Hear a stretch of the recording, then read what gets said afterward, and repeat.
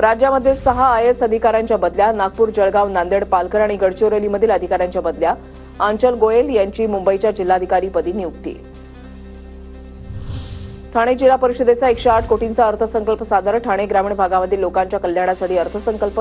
मुख्य कार्यकारी अधिकारी रोहन घुगेंचं वक्तव्य. कोविड काळामधील रुग्णांचे बेडसह बाईक अँब्युलन्स पार्किंग प्लाझामध्ये धुळकात. महापालिकेचा भोंगळ कारभार चव्हाट्यावर. लातूरच्या नांदगाव पाटी परिसरामध्ये वाहतुकीमध्ये बदल. नांदगाव पाटीऐवजी मोहदळ पाटीवरून वाहतूक लातूरकडे वळवली, तर वळण घेऊन जाणाऱ्या रस्त्याला गावकऱ्यांचा विरोध. मांजरा धरणातून मांजरा नदीमध्ये विसर्ग. सिंचनासाठी 3 दरवाजांमधून मांजरा नदीमध्ये विसर्ग सुरू. मांजरा नदीकाठच्या गावांना सतर्कतेचा इशारा. राज्यातील पारा घसरणार. दक्षिण कोकणामधील सिंधुदुर्ग आणि रत्नागिरीमध्ये उष्ण आणि दमट हवेची शक्यता, तर विदर्भातील काही भागात पावसाचा अंदाज. तेलंगणामध्ये ओबीसींना 42% आरक्षण देणारं विधेयक विधानसभेमध्ये मंजूर. शैक्षणिक संस्था, राज्यांतर्गत सेवांमधील नियुक्त्यांसह राजकीय आरक्षण मिळणार. सुनीता विल्यम्स आणि बुच विल्मर यांचा परतीचा मुहूर्त ठरला.